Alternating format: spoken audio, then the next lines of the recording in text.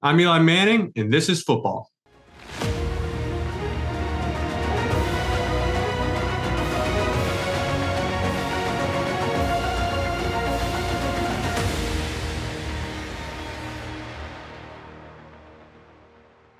This is football. The Dallas Cowboys are going to make the Super Bowl. Okay? Let me say that again. Fix my hair. Fix the hair. Flynn, leave this in. Fix the chair. The Dallas Cowboys are going to make the Super Bowl. A couple of reasons for this. Number one, very simple. If Dak Prescott is your biggest problem on the roster, which if I believe it is, then that's one of the best problems to have in football. He's going to get better. The Dak discourse has gotten completely out of hand. We saw that last week with Trey Lance, where all of a sudden a guy who couldn't even compete with Sam Darnold was supposed to compete with Dak Prescott. I'd consider knowing ball a little bit more before you start that kind of discussion. Okay. Beyond that, I think that Dak just gets discussed differently because he's the Cowboys quarterback. That is how this works. The Cowboys not only get ratings on Sunday, they get them Monday through Friday. So there's a Cowboys topic every hour. And then just kind of the way it works is that half of media in those spots have to take the opposite view of Dak Prescott is good. That's just how this goes. Every single pass becomes a referendum on Dak Prescott's career, the franchise, Jerry Jones, the run game, everything. Okay? Everything. Matthew Stafford had 17 interceptions 2 years ago, won the dang Super Bowl. So yes, Dak Prescott's 15 interceptions last year was bad. But we don't have to make everything into a defining moment. He had a bad season. He'll get better. The roster is better. But that's not just the reason I'm picking the Cowboys to make the Super Bowl. I do think Dak is a good quarterback. But beyond that, highest pressure rate in the NFL last year, even higher than the Philadelphia Eagles, who set historic sack numbers. Beyond that, Micah Parsons is, I think, on the short list of the best players in football. And if he plays anywhere near where he should win Defensive Player of the Year. Maybe every year. Philadelphia is replacing two coordinators who they would both want to keep from a Super Bowl season. They are fighting history in as much that only one team since the Jim Kelly Bills has lost the Super Bowl and then returned. That was the Patriots after the Nick Foles game. This is a stacked roster. This is a team that gets discussed in a very weird way. And this is a quarterback who's going to have a bounce back year and change the perception of him once and for all. I'm just kidding. No, people just still do the same stuff they're doing now. But notice I didn't say they're going to win the Super Bowl because that's the Cincinnati Bengals. This one is even easier. Joe Burrow is the biggest culture changer we've seen in recent memory in football. Part of that is the franchise letting him change the culture, which is the first step. Ohio guy has changed the perception of how Cincinnati feels about football. I don't think Bengals fans were used to good things happening at 1 p.m. on Sunday. They probably had the Sunday scaries in a little bit of a different way. But this roster, 75% of the roster from last year is coming back. No team is running it back more. The Bills are tied. By the way, both coordinators are coming back. They shouldn't have. They both should have gotten head coaching jobs this time last year. Joe Burrow has thrown the deep ball. He led the NFL in deep touchdowns in 2021. And last year, defenses sold out to take away the deep ball. He totally changed his approach, carved up cover two better than anybody in football. Okay? He can adjust to anything. T. Higgins, Tyler Boyd, and Jamar Chase all being under contract with an improved line. We can always reverse engineer Super Bowl rosters. What I mean by that is you always look back 5 years later and you say, of course this team won the Super Bowl. To me, that's the Bengals. They've got these guys. I remember turning off the tape recorder a couple of years ago after an interview with a Bengals person. They said, do not overlook the fact that these guys are here, thriving, young, healthy, buying in. The receivers are as much a story as Joe Burrow. All of this coming together with a defense that is not just well coached but talented. They're swapping out the safeties, but that's a fine question to have, a fine question mark to have.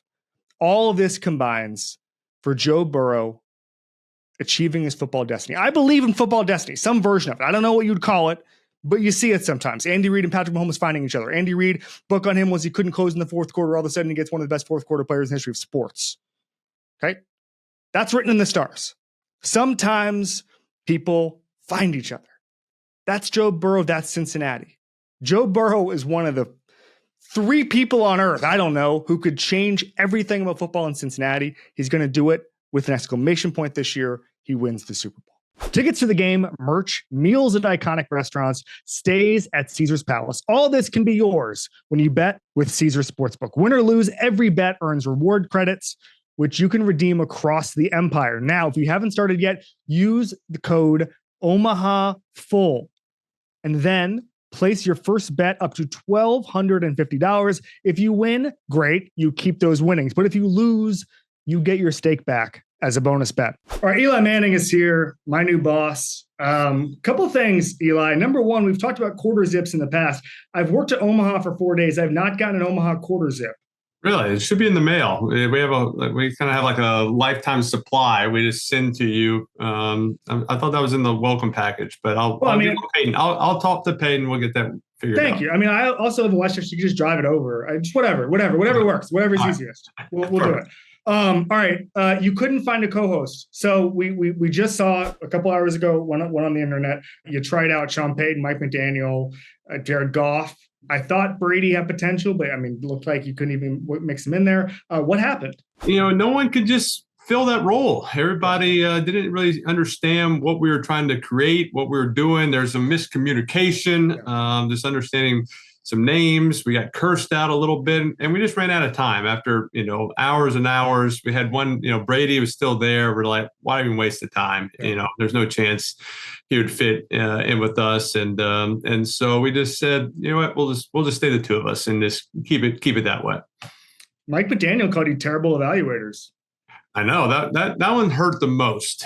For sure. But I mean, he did not sugarcoat it one bit. He was very honest. And that was actually maybe the best part of his interview, just the honesty. So you have a sneaky, funny personality that's come out in the Manningcast for the past couple of years. Is there anybody in going through this that whether it's someone from this thing today or just you've had on that has been funnier than you've expected, where you say, okay, I interacted with this person in the Manningcast sort of role, and man, I didn't know this person was that funny or this good a guest. Yeah, I mean, I think this is just a great opportunity for me to name drop, Of course. But former President Barack Obama. I mean, I got to interview Barack Obama, and I think I was very qualified. I should be interviewing presidents and ex-presidents. I think that's, what I've been training to do my whole life. But I thought, in all honesty, I thought he was, very relaxed. Obviously, he's been president of the United States. He should be relaxed, but, just had a great demeanor, taking shots, had the quarter zip on, of course. And he fit right in. So I thought, that was a lot of fun. I think when Peyton and I, kind of started out on this quest to do this Monday Night Football and the Manningcast, the thought of us having a president or former president on never crossed our mind. So that was a real thrill. First thing I did as an Omaha employee was pick the Cowboys to make the Super Bowl. Am I just totally off base? Yes, that is very off base, and that hurts. That hurts, especially since that's Giants game Sunday night is Giants Cowboys at finally at MetLife at our home stadium. I feel like my whole career we opened up in Dallas every week, so there's a nice turnaround. Let's start with Daniel Jones here for a second. I do want to talk about Dak Prescott, but grew by leaps and bounds last year. Got a second contract. I think that it was touch and go for a couple of years there. Where is he now on sort of the trajectory of a guy who can win a Super Bowl? What more does he have to do in order to get to that kind of upper echelon to max out his specific talent? Well, I think Daniel's, he's done a great job every year finding, things to improve on. Hey, here are my weaknesses. These are things that are keeping us, holding us back or holding him back. And he's worked on and made improvements and stayed doing the things he does well, and keep doing those things. And last year it all came together. I think this year, maybe really for the first time kind of having, say, hey, you're our guy. We have faith in you and we'll reward you with this contract. Now the GM, the head coach, ownership, the team knows that he's going to be the quarterback. And he can come in and really be that leader that he needs to be to take over this team. And so it was fun to watch him last year. I think he's going to continue just to grow within this offense. They've added some playmakers around him at receiver, at tight end, signing Saquon back, done a good job with the offensive line, getting guys. So now, got some playmakers around him, and hey, he can have guys to throw to, but he'll still run it when he has to, and do whatever it takes for the offense to score some points. Do you have your own expectations for them? I mean, the NFC is not that deep. It does not take much to make the NFC Championship game. I don't know. I mean, it just doesn't just take a couple of guys developing. I mean, last year they had one of the highest pressure, I think the third highest pressure rate in the NFC with a bunch of young guys. All it takes is a little bit of development from even a Kayvon Thibodeau to take a step forward. Like, it doesn't take much for these guys to be actual kind of contenders here.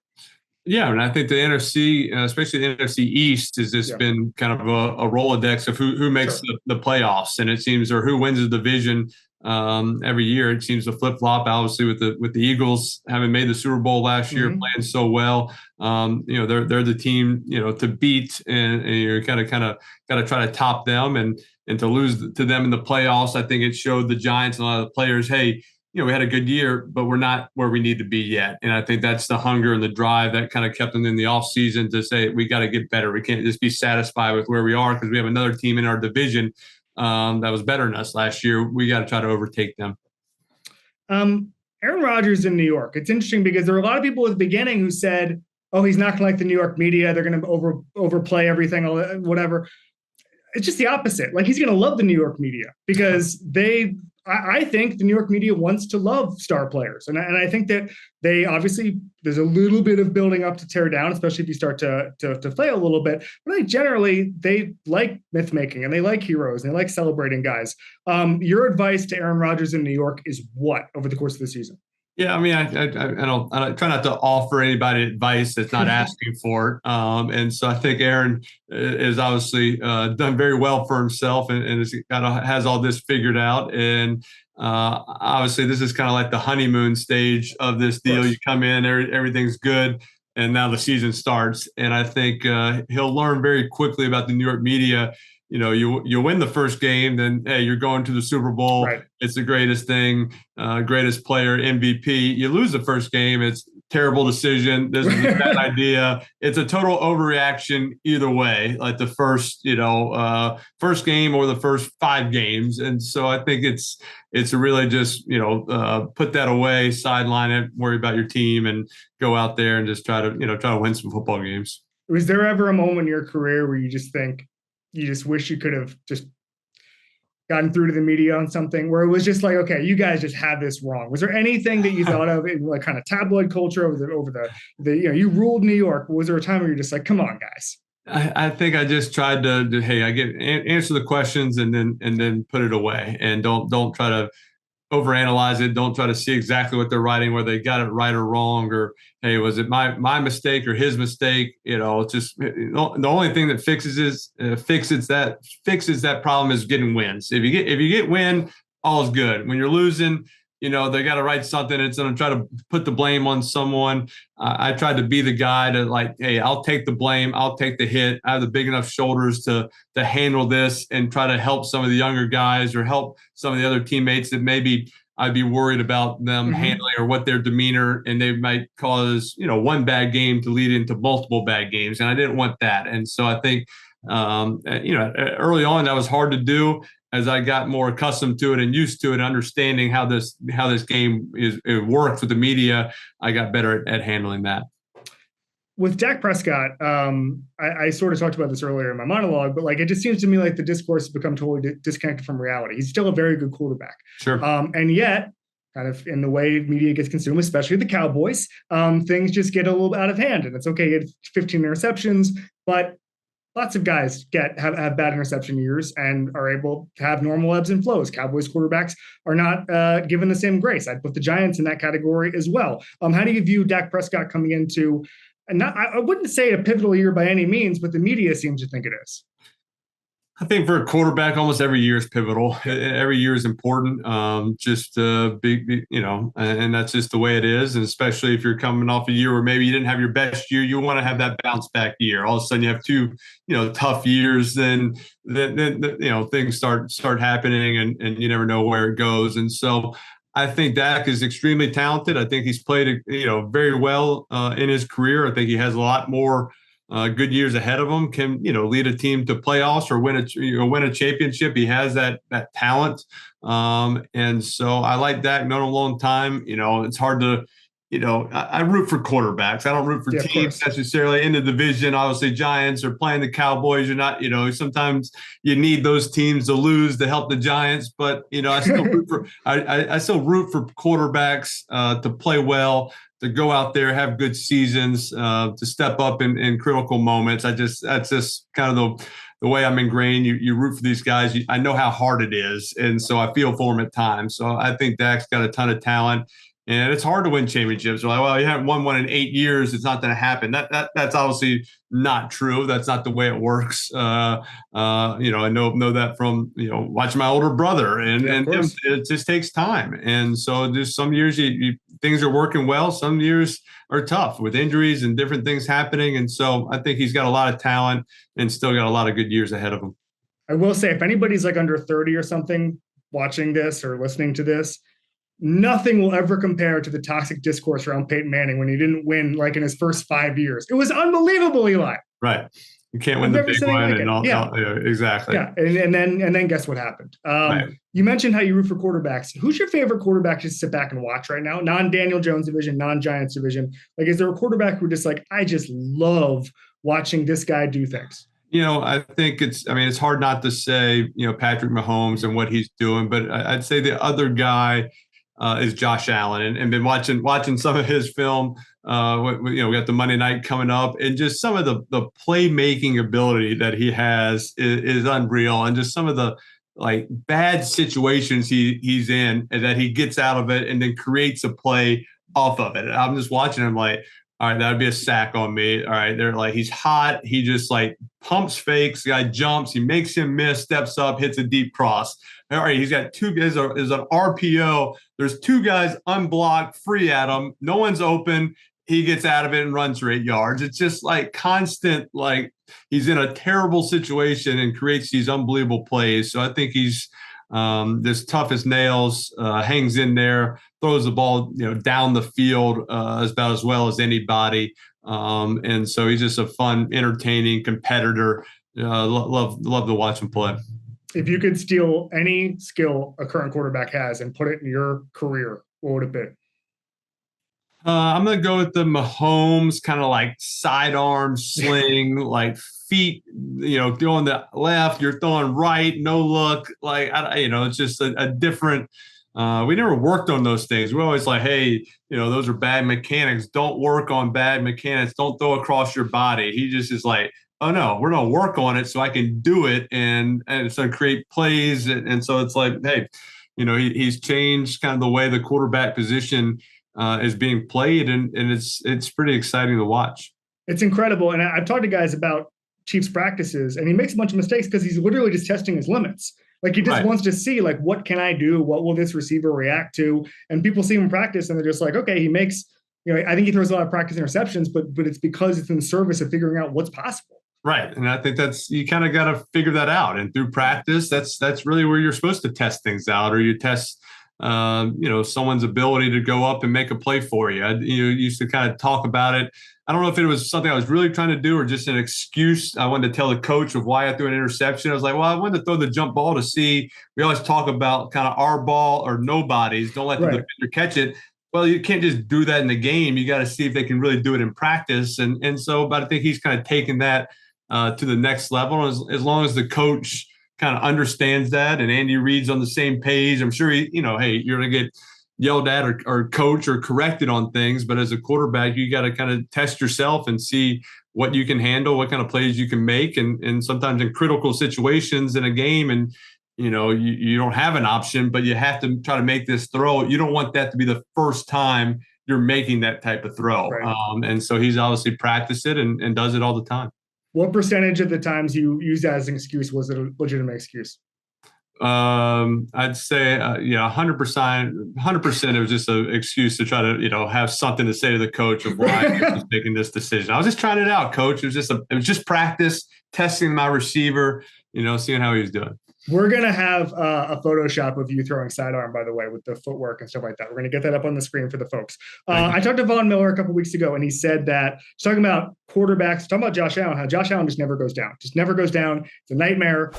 He mentioned both Manning brothers as guys who were okay to take the L, was his phrase. If he was in a Manning brothers face, it was not hard from there. Can you tell me your philosophy on sacks? Given the fact we know, and we'll put a photo up of it in obviously the David Tyree catch, you had one of the most famous escapes in history. What was your philosophy generally? I think it changed over time. Early on, I thought I could get out, prove that I could get out of some and scramble around. And then as you get older, it's like, all right, I can't get out anymore. And so all of a sudden now it's harder. I'm stumbling, the ball's out, and it can lead to a sack. I mean, it can lead to a fumble, a turnover. So it's like, hey, let's just, I'm in a bad situation. This guy's coming free. Let's not get the turnover. Let's not take a brutal hit like right to the face and injury. I got to stay healthy. It's like, you got to try to create, find a way to finish the season and not turn a bad situation into a terrible, worse situation. It became the mindset over time where, hey, sometimes you got to take the sack. And I think that's just, coming a veteran and just trying to figure out how to survive and just move on. And hey, sometimes punting is not the worst play. I hear that. That's a philosophy shared by many in football, including Iowa football. Punting is not the worst thing in the world. Last thing for you, Eli, giving you the floor. We're doing a segment called Badasses, which is the most badass person you ever played with. So that could be toughest guy in the world. That could be just a guy who would call his shot on the field. That could be just a guy who played through injuries. It doesn't matter. You have the floor to spotlight the most badass guy you ever played with and a story about why. Oh, I mean, I just think, this is hard just because, you're going to leave out somebody, but we had a couple running backs with Ahmad Bradshaw, Brandon Jacobs, both those guys, if I was ever to go into a fight, I'd want those guys on my side just because I think you would have to literally kill them to get them to stop coming after you. And so, that's what I think of, just tough, playing through injuries, run hard all the time, and just are always there for you. They might miss a block every once in a while. They might miss a protection or not know a call, but they're going to run hard. And if someone comes in their way, they're going to hit them hard, and they're just tough as nails. So love having those guys next to me in the back. Can you give me the best moment for both of them? Well, I think Brandon Jacobs. I just think we're in Green Bay, NFC Championship game. First play of the game, we run outside, and he meets Charles Woodson about 4 yards down the field, and I think Brandon, it's like he never even knew Charles Woodson was there. Just like totally ran right through him. Like Woodson kind of bounces off and just set the tone for that game. Negative 24 degrees in the Lambeau. So that was, I think this, just kind of his signature play that just describes Brandon.